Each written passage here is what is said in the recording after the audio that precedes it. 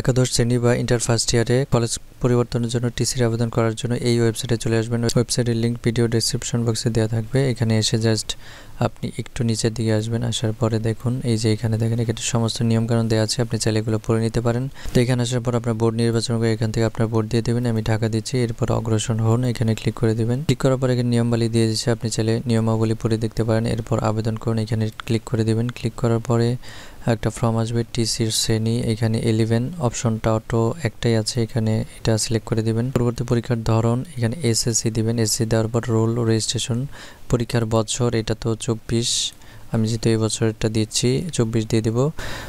গন্তব্য বোর্ড অর্থাৎ যে বোর্ডে আপনি যাবেন, যদি ঢাকা বোর্ডেই কোনো একটা কলেজে যান সেক্ষেত্রে ঢাকা বোর্ড, অথবা অন্য বোর্ডের যদি কোনো কলেজে যেতে চান সেক্ষেত্রে অন্য বোর্ডের নামটা দিয়ে দেবেন। আমি ঢাকাতেই দিব, অর্থাৎ ঢাকা থেকেই ঢাকার মধ্যে যাবে, সেক্ষেত্রে ঢাকা দিয়ে দিচ্ছি। এখন আমি রোল রেজিস্ট্রেশন দেওয়ার পরে এইখানে পরবর্তী অপশনে ক্লিক করে দিব।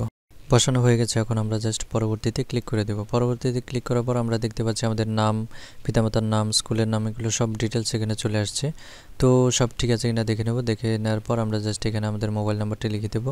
তো মোবাইল নাম্বার লেখার পর আমরা এরপর দেব আমরা যে প্রতিষ্ঠানে যেতে চাই সেই প্রতিষ্ঠানের নামটি লিখে দেব। প্রতিষ্ঠানের পর আমরা শিফট নির্বাচন করব, ডে শিফট বা অন্য কোনো শিফট থাকলে সেই শিফট দিব। তো ওই প্রতিষ্ঠানে যে একাধিক শিফট থাকলে একাধিক শিফটের নাম আসবে। তো এরপর আমরা এখানে রেডি দেওয়ার পরে এখানে জাস্ট আমরা এখানে দিয়ে দেব টিসির কারণ। তো এইখানে আমরা যে কোনো কারণ এখান থেকে দিয়ে দিতে পারি, আমাদের সাথে যেটা যায় তারপর দেখব। তো উপরে সব কিছু তো ঠিকই আছে, মোবাইল নাম্বারটা দেখে নেব আর কলেজ প্রতিষ্ঠান দেখে নেব। ঠিক থাকলে এখানে জাস্ট একটা টিক চিহ্ন দিয়ে জমা দিয়ে দেব। তো জমা দিন বাটনে ক্লিক করার পর দেখেন এখানে অভিনন্দন জানানো হয়েছে, আমাদের এটা সাবমিট হয়ে গেছে। এখন এখানে ডাউনলোড করুন, এখানে ক্লিক করে দেবো। এখানে ক্লিক করার পর আমরা দেখতে পাবো যে এখান থেকে আমাদের একটা পিডিএফ ডাউনলোড হবে। তো এটাকে আমরা জাস্ট প্রিন্ট করে নেব। আমাদের ফর্মটি দেখতে মূলত এরকম হবে। এখানে আমাদের বিস্তারিত সব কিছুই দেওয়া থাকবে, আমাদের রেজিস্ট্রেশন নাম্বার, সাথে আমাদের নাম, পিতামাতার নাম, বর্তমানে যে প্রতিষ্ঠানে আছে এবং যে প্রতিষ্ঠানে যেতে চাই, মোবাইল নাম্বার। তো এই কাগজটাকে আমরা কিন্তু যত্ন সহকারে রেখে দেবো। এখানে দেখেন অ্যাপ্লিকেশন আইডি আছে, তো সব কিছু রেখে দেবো। এটাকে নিয়ে আমাদের প্রতিষ্ঠানে যেতে হবে।